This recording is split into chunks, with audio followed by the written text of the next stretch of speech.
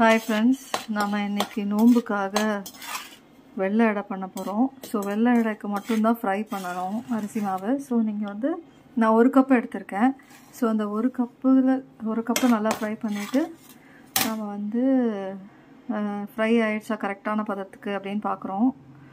So இது கொஞ்சம் சூடாக இருக்கும், பார்த்து செய்யுங்க. அதுக்கப்புறம் எடுத்துட்டு நீங்கள் வந்து கோலம் போடுற மாதிரி வர்றதான்னு பார்க்கணும் நீங்கள். ஓகே, ஸோ இதுதான் பதம். ஸோ நல்லா கோலம் போடுற மாதிரி வந்தாச்சு. ஸோ இதை வந்து ஆஃப் பண்ணிக்கோங்க. நான் வந்து தேவையான ஸ்வீட் அளவுக்கு நம்ம வெள்ளை பாகு எடுத்துக்கணும்.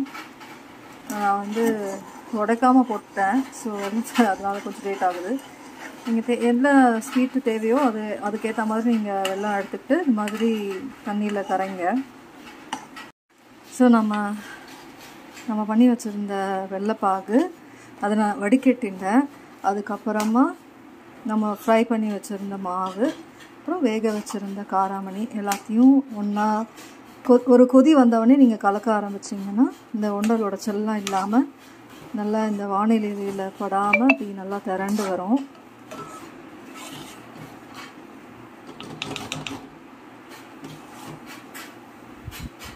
இதுதான் பதம்.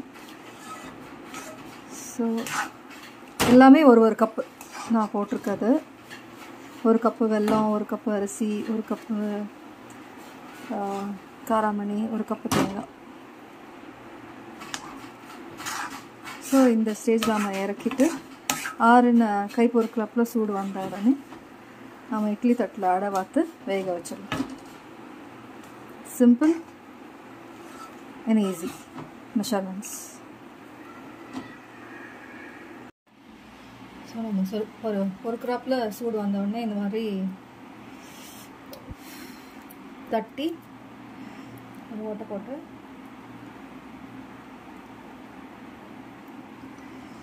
இட்லி தட்டில் வச்சுருவோம். நாம் இப்போ வந்து உப்பு அடை பண்ண போகிறோம். ஸோ நம்ம வெள்ளை அடைக்கு மாவு வறுத்தோம் இல்லையா, அந்த மாதிரிலாம் இதுக்கு வறுக்கக்கூடாது. டைரெக்டாக நம்ம மாவை வந்து நம்மளோட மெஷர்மெண்ட்டில் மிக்ஸ் பண்ணிடலாம். ஸோ இதுக்கு வந்து கடுகு, கருவேப்பிலை, பச்சை மிளகா, தேவையான அளவு உப்பு. நான் வந்து எந்த கப்பில் மாவு மெஷர் பண்ணணும் அந்த கப்பில் நான் வந்து அதே கப்பு அளவுக்கு நான் 2 கப்பு தண்ணி வச்சுருக்கேன். ஸோ இப்போ அது கடுகு தாளித்த உடனே கருவேப்பிலை, மிளகாயெல்லாம் போட்டு நாம் ஃப்ரை பண்ணிடலாம். ஸோ இப்போ பார்த்திங்கன்னா இந்த மாதிரி விடாமல் கொதி வந்தவுடனே மாவு, தேங்காய் எல்லாம் போட்டு விடாமல் கிளறிட்டு வந்தீங்கன்னா இந்த மாதிரி கொட்டாமல் வந்துடும்.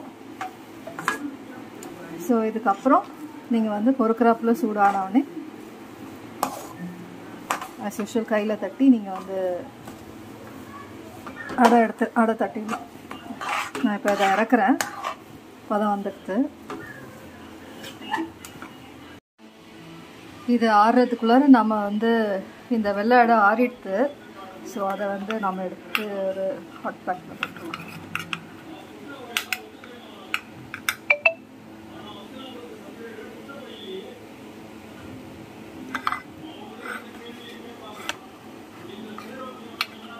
ஸோ இந்த மாதிரி கரெக்டாக போட்டிங்கன்னா இந்த மாதிரி